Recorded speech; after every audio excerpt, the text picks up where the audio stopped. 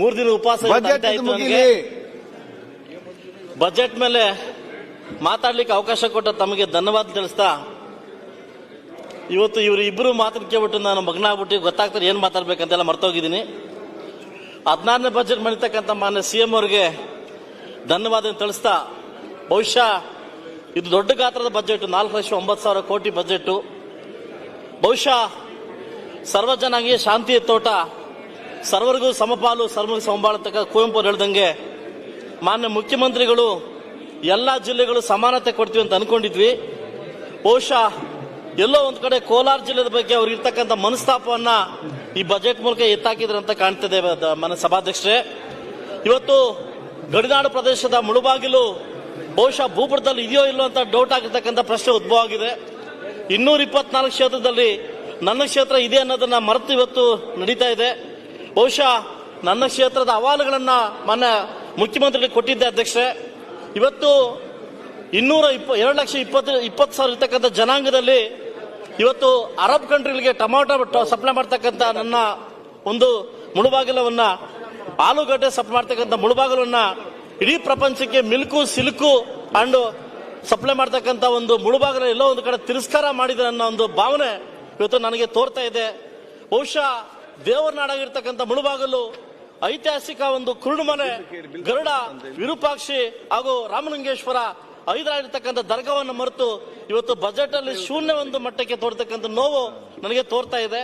ನನ್ನ ಒಂದು ಕ್ಷೇತ್ರದಲ್ಲಿ ಇನ್ನು 2,20,000 ಜನ ಇದ್ರೂ ಒಂದು ಕ್ರೀಡಾಂಗಣ ಇಲ್ಲ ಅಂತ ಒಂದು ವಿಪರ್ಯಾಸ. ಬಹುಶಃ ನಾನು ಕೂಡ ಅದನ್ನು ಕೇಳಿದ್ದೆ, ಜಿಲ್ಲಾ ಮಟ್ಟದ ಒಂದು ಕ್ರೀಡಾಂಗಣ ಬೇಕು ಅಂತ ಕೇಳಿದ್ದೆ. ಮನ ಸಚಿವರನ್ನ, ನಾವು ಇಲ್ಲೇ ಇದ್ದಾರೆ ಉಸ್ತುವಾರಿ ಸಚಿವರನ್ನ, ಅವ್ರನ್ನು ಕೂಡ ಕೇಳಿದ್ದೆ. ಎಲ್ಲೋ ಒಂದು ಕಡೆ ಇವತ್ತು ಗಡಿನಾಡು ಭಾಗದಲ್ಲಿ ಒಂದು ಕಡೆ ಆಂಧ್ರ, ಒಂದು ಕಡೆ ತಮಿಳುನಾಡಲ್ಲಿ ಇವತ್ತು ನಮ್ಮ ಬದುಕು ಯಾವ ಮಟ್ಟಕ್ಕಾಗಿದೆ ಅಂತ ಬಹುಶಃ ನಮ್ಮ ಸಚಿವರಿಗೆ ಗೊತ್ತಾಗಿದೆ, ಮನವನ್ನು ನಾವು ಹೇಳಿದ್ವಿ. ಬಹುಶಃ ಎಲ್ಲ ಒಂದು ಕಡೆ ಒಂದು ಮೂಗಿಗೆ ಒಂದು ತುಪ್ಪ ಸುರಿತರ ಖಾಸಗಿ ಸಹಭಾಗಿತ್ವದಲ್ಲಿ ಇವತ್ತು ನಾವು ಕೇಳಿದ್ದು, ಇಡೀ ನಮ್ಮ ಒಂದು ರಾಜ್ಯದಲ್ಲಿ ಕೋಲಾರ ಜಿಲ್ಲೆಗೆ ಒಂದು ಮೆಡಿಕಲ್ ಕಾಲೇಜ್ ಬೇಕು ಅಂತ ಮನವಿಯನ್ನು ಕೇಳಿದ್ವಿ. ನಮ್ಮ CM ಅವರು ಒಪ್ಕೊಂಡಿದ್ರು. ಆದ್ರೆ ಒಂದು ಖಾಸಗಿ ಸಹಭಾಗಿತ್ವ ಅಂತಂದ್ರೆ, ಒಂದು ಖಾಸಗಿಯವರಂತಂದ್ರೆ ನಮ್ಗೆ ಅರ್ಥ ಆಗ್ತಲ್ಲ ಏನಂತ. ಇವತ್ತು ನಾವು ಕೇಳಿದ್ದು ಒಂದು ಮೆಡಿಕಲ್ ಕಾಲೇಜ್ ಬೇಕು ನಮ್ಮ ದೇಶಕ್ಕೆ, ನಮ್ಮ ಜಿಲ್ಲೆಗೆ ಅಂತ ಕೇಳಿದ್ವಿ. ಆದ್ರೆ ಖಾಸಗಿ ಸಹಭಾಗದಲ್ಲಿ ಕೊಡೋದು ಒಂಥರ ಅನ್ಯಾಯ ಆಗಿದೆ. ದಯವಿಟ್ಟು ಇದ್ರ ಬಗ್ಗೆ ಮುಂದಿನ ದಿನಗಳಲ್ಲಿ CM ಅವರು ಗಮನ ತಗೊಂತಾರೆ. ಕೋಲಾರ ಜಿಲ್ಲೆ ಕೂಡ ಈ ಜಿಲ್ಲೆಗಳಲ್ಲಿ ಕರ್ನಾಟಕ ರಾಜ್ಯದಲ್ಲಿ ಸೇರಿದೆ ಅನ್ನೋದನ್ನ ಒಂದು ಮನವಿಯನ್ನು ಮಾಡ್ತೀನಿ ಸಭಾಧ್ಯಕ್ಷರೇ. ಇವತ್ತು ತಮಗೆ ಗೊತ್ತಿರಲಿ, ಇಲ್ಲಾರು ನಮ್ಮ ಸ್ನೇಹಿತರು ಒಬ್ರು ಹೇಳ್ತಾ ಇದ್ರು, ನಿಮಗೆ KC ವ್ಯಾಲಿ ಇದೆಯಲ್ಲ ರಿವರ್ ಅಂತ ಕೇಳ್ತಾ ಇದ್ರು. ಬಹುಶಃ ಅವ್ರು ರಿವರ್ ಅನ್ಕೊಂಡ್ಬಿಟ್ಟು ಅವ್ರು KC ವ್ಯಾಲಿ ಅಂತಂದ್ರೆ ಇವತ್ತು ಬೆಂಗಳೂರಿಗೆ ಇರ್ತಕ್ಕಂಥ ಒಳಚರಂಡಿ ನೀರನ್ನು ಬಿಡ್ತಕ್ಕಂಥ ಒಂದು ಪದ್ಧತಿ ಅಂತಿದೆ. ಇವತ್ತು ನಾವು ಎಕ್ಸ್ಪೆಕ್ಟ್ ಮಾಡಿದ್ವಿ. ಇವತ್ತು ಸಾಕಷ್ಟು ಜನ KC ವ್ಯಾಲಿ ಬಗ್ಗೆ ಸಾಕಷ್ಟು ಜನ ರೈತರು, ಹೋರಾಟಗಾರರು ಕೇಸ್ಗಳನ್ನ ಹಾಕ್ಸ್ಕೊಂಡು ಕೋರ್ಟ್ ಸುತ್ತಾಡ್ತಾ ಇದ್ದಾರೆ. ಆದ್ರೆ ಒಂದು ಅನ್ಯಾಯ ಏನಂತಂದ್ರೆ, ಇವತ್ತು ಅದರಲ್ಲಿ ಬೆಳೆದಿರ್ತಕ್ಕಂಥ ತರಕಾರಿವನ್ನ ಇಡೀ ಭಾರತಕ್ಕೆ ನಾವು ಸಪ್ಲೈ ಮಾಡ್ತಾ ಇದ್ವಿ ಸಭಾಧ್ಯಕ್ಷರೇ. ಆದ್ರೆ HN ವ್ಯಾಲಿ KC ವ್ಯಾಲಿ ಬಗ್ಗೆ 3ನೇ ಹಂತದ ಶುದ್ಧೀಕರಣ ನಡಿಕೊಡ್ತೀವಿ ಅಂತ ಒಂದು ಮಾತು ಕೊಟ್ಟಿದ್ರು, ಅದು ಕೂಡ ಶೂನ್ಯ ಆಗಿದೆ ಮೊನ್ನೆ ಸಭಾಧ್ಯಕ್ಷರೇ.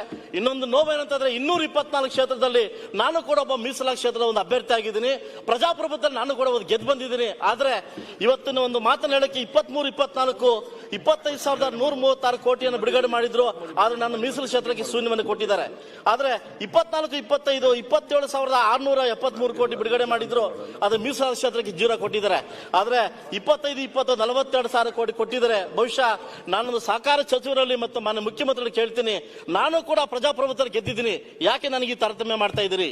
ಇವತ್ತು ಶೂನ್ಯ ವೇಳೆದಲ್ಲಿ ಇವತ್ತು ನನಗೆ 1 ಕೋಟಿ ಮಾತ್ರ ಬಿಡುಗಡೆ ಮಾಡಿದರೆ, ಅದು ಬೇರೆ ಇರ್ತಕ್ಕಂಥ ಒಂದು ಪ್ರದೇಶಕ್ಕೆ ಒಂದು ಬೇರೆ ಒಂದು ಇದಕ್ಕೆ ಒಂದು ಸುಮಾರು 5 ಕೋಟಿ 6 ಕೋಟಿ 10 ಕೋಟಿ ಮನವಂತೆ ಬಿಡುಗಡೆ ಮಾಡಿದ್ದೀರಿ. ಆದ್ರೆ ನನ್ನ ಮೀಸಲಾತಿ ಕ್ಷೇತ್ರದಲ್ಲಿ ಒಂದು 29.8 ಇರ್ತಕ್ಕಂಥ ಜನದಲ್ಲಿ ಏನು ಉತ್ತರ ಕೊಡ್ಬೇಕು? ಅವರು ಯಾವ ಕೇರಿಗೆ ಯಾವ ಲೈಟ್ ಹಾಕ್ಬೇಕು, ಯಾವ ಸಿಮೆಂಟ್ ಹಾಕ್ಬೇಕು ಅನ್ನೋದು ಗೊತ್ತಾಗ್ತಲ್ಲ ಮಾನ್ಯ ಸಭಾಧ್ಯಕ್ಷರೇ. ಸೊ ಮುಂದಿನ ದಿವಸದಲ್ಲಿ ಬಹುಶಃ ಮಾನ್ಯ ಮಾದೇವಪ್ಪನವರು, ಮಾನ್ಯ ಸಚಿವರಾಗಿರ್ತಕ್ಕಂಥವ್ರು ವಿಶೇಷವಾದ ಅನುದಾನವನ್ನ ನಮ್ಮ ಮುಳುಬಾಗಿಲು ಕೊಡ್ತಾರಂತ ಒಂದು ನಾನು ನಂಬಿದ್ದೀನಿ. ಸೊ ಬಹುಶಃ ಅವರೆಲ್ಲ ಒಂದು ಕಡೆ ಸೋದರ ಅಂದ್ಬಿಟ್ಟು ನನಗೆ ಒಂದು ಮೂಗಿಗೆ ತುಪ್ಪ ಸುರಿಸ್ತಾವ್ರೆ. ಯಾವುದೇ ಸೋದರತ್ವವನ್ನು ಕಾಣಿಸ್ತಾ ಇಲ್ಲ ಇಲ್ಲಿ ನನ್ನ ಸಭಾಧ್ಯಕ್ಷರೇ. ಸೊ ಮುಂದಿನ ದಿವಸದಲ್ಲಿ ಮಾನ್ಯ ನಮ್ಮ ಸಚಿವರಾಗಿರ್ತಕ್ಕಂಥ ಬೈರತಿ ಬಸವರಾಜ್ ಅವರು, ನಮ್ಮ ಸುರೇಶ್ ಅಣ್ಣವರು ಮಾನ್ಯ ತುಂಬಾ ಹತ್ರ ಇದ್ದಾರೆ ನಮ್ಮ CM ಅವರಿಗೆ. ದಯವಿಟ್ಟು ವಿಶೇಷವಾದ ಕಾಳಜಿಯನ್ನು ಇಟ್ಟು ಕೋಲಾರ ಜಿಲ್ಲೆಗೆ ಒಂದು ಅನುದಾನವನ್ನು ಕೊಡ್ತೀರಂತ ನಂಬಿಕೆ ನನಗಿದೆ ಮಾನ್ಯ ಸಭಾಧ್ಯಕ್ಷರೇ. ನನಗೆ ಗೊತ್ತಿರಲಿ, ನನ್ನ ಲಾಸ್ಟ್ ಒಂದು ಪಾಯಿಂಟ್ ಮಾತಾಡ್ತೀನಿ ಸಭಾಧ್ಯಕ್ಷರೇ, ನಿಮ್ಗೆ ನಾನು ತೊಂದರೆ ಕೊಡಕ್ ಹೋಗಲ್ಲ. 3 ದಿವಸ ನಾನು ಕೂಡ ಉಪವಾಸ ಮಾಡ್ತಾ ಇದ್ದೀನಿ ಇಲ್ಲಿ 3 ದಿವಸದಿಂದ ಸಭಾಧ್ಯಕ್ಷರೇ. ಇವತ್ತು ಬಯಲುಸೀಮೆ ಪ್ರದೇಶ ಅಭಿವೃದ್ಧಿ ಪ್ರಾಧಿಕಾರ ಯಾವ ಪುರುಷಾರ್ಥಕ್ಕೋಸ್ಕರ ಇಟ್ಟಿದ್ದಾರೆ ಅಂತ ಮಾನ್ಯ ಸಿಎಂ ಅವರು ಹೇಳಬೇಕು.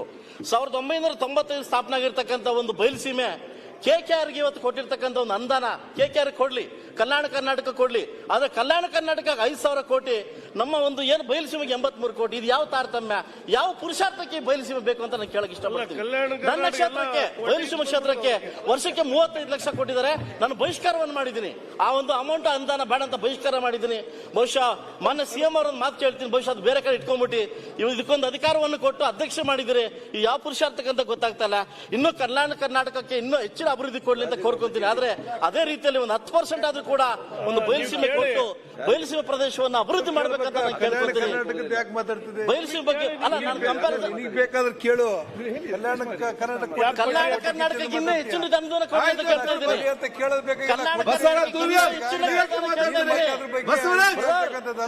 ಈ ಕಡೆ ಮಾತಾಡಿ, ನೀವು ಆ ಕಡೆಗೆ ಉತ್ತರ ಕೊಡ್ತೀರಿ.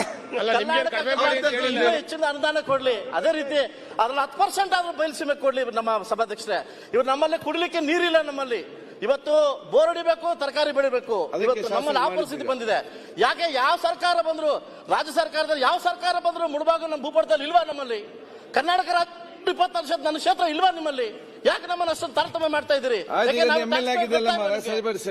ಖಂಡಿತವಾಗ್ಲೂ ಯಾವ್ದೇ ಸರ್ಕಾರ ಬರಲಿ, ರಾಜ್ಯ ಸರ್ಕಾರ ಯಾವ್ದೇ ಸರ್ಕಾರ ಬರಲಿ, ನಮ್ಮನ್ನ ಶೂನ್ಯತೆ ನೋಡ್ತಾ ಇದಾರೆ, ನಮ್ಮನ್ನ ಮಲ್ತಾಯಿ ಮಕ್ಕಳನ್ನ ನೋಡ್ತಾ ಇದಾರೆ. ಬಹುಶಃ ಮುಂದಿನ ದಿವಸ ಇದೇ ರೀತಿ ಆದ್ರೆ ನಮ್ದು ಹೋರಾಟ ಬೇರೆ. ನಮ್ಮಲ್ಲಿ ಕುಡಿಲಿಕ್ಕೆ ನೀರಿಲ್ಲ, ನಮ್ಮಲ್ಲಿ ಕುಡಿಲಿಕ್ಕೆ ನೀರಿಲ್ಲ. ದಯವಿಟ್ಟು ನಾವೆಲ್ಲ ವಲಸೆ ಹೋಗ್ತಾ ಇದೀವಿ. ದಯವಿಟ್ಟು ಮುಂದಿನ ದಿವಸ ಹೆಚ್ಚಿನ ಒಂದು ತಾರತಮ್ಯ ಕೊಡದೆ ಕಲ್ಯಾಣ ಕರ್ನಾಟಕಕ್ಕೆ ದಯವಿಟ್ಟು ಹೆಚ್ಚು ಅಭಿವೃದ್ಧಿ ಕೊಡ್ಲಿ. ನಾನು ಅದ್ರ ಆಫ್ಷೇಟ್ ಮಾಡ್ತಾ ಇಲ್ಲ. ಆದ್ರೆ ಬಯಲುಸೀಮೆ ಬರೀ ವರ್ಷಕ್ಕೆ 35 ಲಕ್ಷ ಕೊಡ್ತಾ ಬ್ರದರ್, ಅರ್ಥ ಮಾಡ್ಕೊಳ್ಳಿ. 35 ಲಕ್ಷ ಇವತ್ತು ನನಗೆ 1 ಕೋಟಿ ಮಾತ್ರ ಬಿಡುಗಡೆ ಮಾಡಿದರೆ, ಅದು ಬೇರೆ ಇರ್ತಕ್ಕಂಥ ಒಂದು ಪ್ರದೇಶಕ್ಕೆ ಒಂದು ಬೇರೆ ಒಂದು ಇದಕ್ಕೆ ಒಂದು ಸುಮಾರು 5 ಕೋಟಿ 6 ಕೋಟಿ 10 ಕೋಟಿ ಮನವಂತೆ ಬಿಡುಗಡೆ ಮಾಡಿದ್ದೀರಿ. ಆದ್ರೆ ನನ್ನ ಮೀಸಲಾತಿ ಕ್ಷೇತ್ರದಲ್ಲಿ ಒಂದು 29.8 ಇರ್ತಕ್ಕಂಥ ಜನದಲ್ಲಿ ಏನು ಉತ್ತರ ಕೊಡ್ಬೇಕು? ಅವರು ಯಾವ ಕೇರಿಗೆ ಯಾವ ಲೈಟ್ ಹಾಕ್ಬೇಕು, ಯಾವ ಸಿಮೆಂಟ್ ಹಾಕ್ಬೇಕು ಅನ್ನೋದು ಗೊತ್ತಾಗ್ತಲ್ಲ ಮಾನ್ಯ ಸಭಾಧ್ಯಕ್ಷರೇ. ಸೊ ಮುಂದಿನ ದಿವಸದಲ್ಲಿ ಬಹುಶಃ ಮಾನ್ಯ ಮಹದೇವಪ್ಪನವರು, ಮಾನ್ಯ ಸಚಿವರಾಗಿರ್ತಕ್ಕಂಥವ್ರು ವಿಶೇಷವಾದ ಅನುದಾನವನ್ನ ನಮ್ಮ ಮುಳುಬಾಗಲು ಕೊಡ್ತಾರಂತ ಒಂದು ನಾನು ನಂಬಿದ್ದೀನಿ. ಸೊ ಬಹುಶಃ ಅವರೆಲ್ಲ ಒಂದ್ ಕಡೆ ಸೋದರ ಅಂದ್ಬಿಟ್ಟು ನನಗೆ ಒಂದು ಮೂಗಿಗೆ ತುಪ್ಪ ಸುರಿಸ್ತಾವ್ರೆ. ಯಾವುದೇ ಸೋದರತ್ವವನ್ನು ಕಾಣಿಸ್ತಾ ಇಲ್ಲ ಇಲ್ಲಿ ನನ್ನ ಸಭಾಧ್ಯಕ್ಷರೇ. ಸೊ ಮುಂದಿನ ದಿವಸದಲ್ಲಿ ಮಾನ್ಯ ನಮ್ಮ ಸಚಿವರಾಗಿರ್ತಕ್ಕಂಥ ಬೈರತಿ ಬಸವರಾಜ್ ಅವರು, ನಮ್ಮ ಸುರೇಶ್ ಅಣ್ಣವರು ಮಾನ್ಯ ತುಂಬಾ ಹತ್ರ ಇದ್ದಾರೆ ನಮ್ಮ ಸಿಎಂ ಅವರಿಗೆ. ದಯವಿಟ್ಟು ವಿಶೇಷವಾದ ಕಾಳಜಿಯನ್ನು ಇಟ್ಟು ಕೋಲಾರ ಜಿಲ್ಲೆಗೆ ಒಂದು ಅನುದಾನವನ್ನು ಕೊಡ್ತೀರಂತ ನಂಬಿಕೆ ನನಗಿದೆ ಮಾನ್ಯ ಸಭಾಧ್ಯಕ್ಷರೇ. ನನಗೆ ಗೊತ್ತಿರಲಿ, ನನ್ನ ಒಂದು ಈ ಲಾಸ್ಟ್ ಒಂದು ಪಾಯಿಂಟ್ ಮಾತಾಡ್ತೀನಿ ಸಭಾಧ್ಯಕ್ಷರೇ, ನಿಮ್ಗೆ ನಾನು ತೊಂದರೆ ಕೊಡಕ್ ಹೋಗಲ್ಲ. 3 ದಿವಸ ನಾನು ಕೂಡ ಉಪವಾಸ ಮಾಡ್ತಾ ಇದ್ದೀನಿ ಇಲ್ಲಿ 3 ದಿವಸದಿಂದ. ಸಭಾಧ್ಯಕ್ಷರೇ, ಇವತ್ತು ಬಯಲುಸೀಮೆ ಪ್ರದೇಶ ಅಭಿವೃದ್ಧಿ ಪ್ರಾಧಿಕಾರ ಯಾವ ಪುರುಷಾರ್ಥಕ್ಕೋಸ್ಕರ ಇಟ್ಟಿದ್ದಾರೆ ಅಂತ ಮಾನ್ಯ ಸಿಎಂ ಅವರು ಹೇಳಬೇಕು. 1995 ಸ್ಥಾಪನೆ ಆಗಿರ್ತಕ್ಕಂಥ ಒಂದು ಬಯಲುಸೀಮೆ KKRಗೆ ಇವತ್ತು ಕೊಟ್ಟಿರ್ತಕ್ಕಂಥ ಒಂದು ಅನುದಾನ KKR ಕೊಡ್ಲಿ, ಕಲ್ಯಾಣ ಕರ್ನಾಟಕ ಕೊಡ್ಲಿ, ಆದ್ರೆ ಕಲ್ಯಾಣ ಕರ್ನಾಟಕ 5,000 ಕೋಟಿ, ನಮ್ಮ ಒಂದು ಏನು ಬಯಲುಸೀಮೆಗೆ 83 ಕೋಟಿ. ಇದು ಯಾವ ತಾರತಮ್ಯ, ಯಾವ ಪುರುಷಾರ್ಥಕ್ಕೆ ಬಯಲುಸೀಮೆ ಬೇಕು ಅಂತ ನಾನು ಕೇಳಕ್ ಇಷ್ಟಪಡ್ತೀನಿ. ನನ್ನ ಕ್ಷೇತ್ರಕ್ಕೆ ಬಯಲುಸೀಮೆ ಕ್ಷೇತ್ರಕ್ಕೆ ವರ್ಷಕ್ಕೆ 35 ಲಕ್ಷ ಕೊಟ್ಟಿದ್ದಾರೆ. ನಾನು ಬಹಿಷ್ಕಾರವನ್ನು ಮಾಡಿದ್ದೀನಿ. ಆ ಒಂದು ಅಮೌಂಟ್ ಅನುದಾನ ಬೇಡ ಅಂತ ಬಹಿಷ್ಕಾರ ಮಾಡಿದ್ದೀನಿ. ಬಹುಶಃ ಮಾನ್ಯ ಸಿಎಂ ಅವರೊಂದು ಮಾತು ಕೇಳ್ತೀನಿ, ಬಹುಶಃ ಅದು ಬೇರೆ ಕಡೆ ಇಟ್ಕೊಂಡ್ಬಿಟ್ಟು ಇವು ಇದಕ್ಕೊಂದು ಅಧಿಕಾರವನ್ನು ಕೊಟ್ಟು ಅಧ್ಯಕ್ಷ ಮಾಡಿದಿರಿ. ಈ ಯಾವ ಪುರುಷಾರ್ಥಕ್ಕಂತ ಗೊತ್ತಾಗ್ತಾ ಇಲ್ಲ. ಇನ್ನು ಕಲ್ಯಾಣ ಕರ್ನಾಟಕಕ್ಕೆ ಇನ್ನೂ ಹೆಚ್ಚಿನ ಅಭಿವೃದ್ಧಿ ಕೊಡ್ಲಿ ಅಂತ ಕೋರ್ಕೊಂತೀನಿ. ಆದ್ರೆ ಅದೇ ರೀತಿಯಲ್ಲಿ ಒಂದು 10% ಆದ್ರೂ ಕೂಡ ಒಂದು ಬಯಲುಸೀಮೆ ಕೊಟ್ಟು ಬಯಲುಸೀಮೆ ಪ್ರದೇಶವನ್ನು ಅಭಿವೃದ್ಧಿ ಮಾಡ್ಬೇಕಂತ ನಾನು ಕೇಳ್ಕೊಳ್ತೀನಿ. ಬಯಲುಸೀಮೆ ಬಗ್ಗೆ ಅಲ್ಲ, ನಾನು ಕಂಪ್ಯಾರಿಸನ್ ಬೇಕಾದ್ರೆ ಕೇಳು. ಕಲ್ಯಾಣ ಕರ್ನಾಟಕಕ್ಕೆ ಇನ್ನೂ ಹೆಚ್ಚಿನ ಅನುದಾನ ಕೊಡ್ಲಿ ಅಂತ ಕೇಳ್ತಾ ಇದ್ದೀನಿ.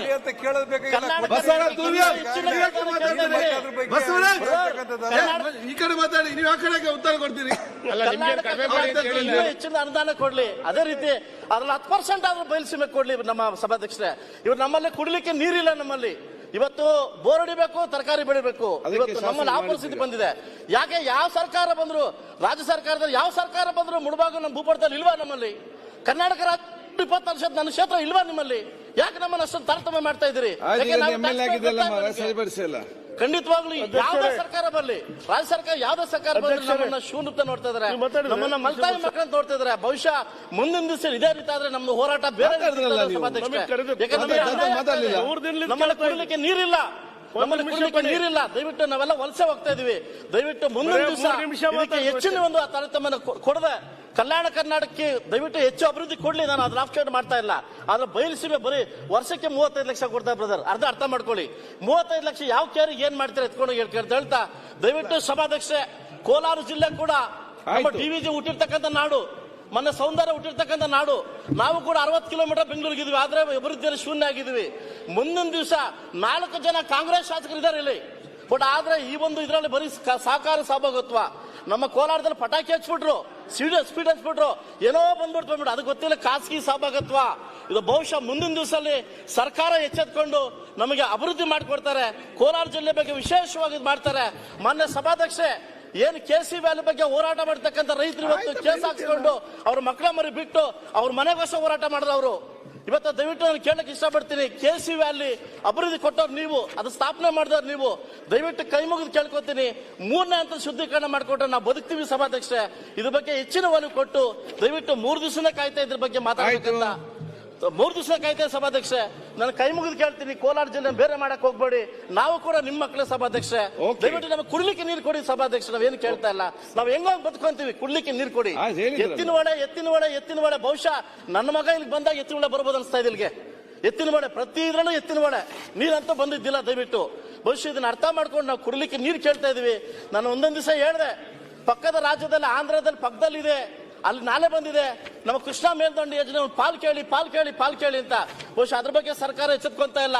ಸೊ ಮುಂದಿನ ದಿವಸ ಇದೇ ಕೋಲಾರ ಜಿಲ್ಲೆ ಬಗ್ಗೆ ಏನೋ ತಾತ್ಸಾರ ಮನೋಭಾವ ಮಾಡಿದ್ರೆ ರಾಜಕೀಯದಲ್ಲೂ ನಾವು ಜನ ತೋರಿಸಬೇಕಾಗುತ್ತೆ, ಬೇರೆ ರಂಗದಲ್ಲಿ ಕೂಡ ತೋರಿಸಬೇಕಾಗುತ್ತೆ ಅಂತ ಸರ್ಕಾರಕ್ಕೆ ಮನವಿ ಮಾಡ್ತಾ, ವಿಶೇಷವಾಗಿ ನಮ್ಮ ಮುಖ್ಯಮಂತ್ರಿ ಮನವಿ ಮಾಡ್ತಾ, ನಾನು ಎಚ್ಚರಿಕೆ ತಗೊಂಡಿದ್ದಿಲ್ಲ. ನಮಗೆ ಅವಕಾಶ ಕೊಟ್ಟಿದ್ದಕ್ಕೆ ತಮಗೆ 3 ದಿವಸದಿಂದ ವನವಾಸ ಮಾಡಿ ಉಪವಾಸ ಮಾಡಿ ಕೂತಿದ್ದೀನಿ ಇಲ್ಲಿ. ಇವತ್ತಂದು ನನ್ನ ಮೇಲೆ ಮನಸ್ಸು ಮಾಡಿದ್ರೆ ಸಭಾಧ್ಯಕ್ಷೆ 2 ನಿಮಿಷ.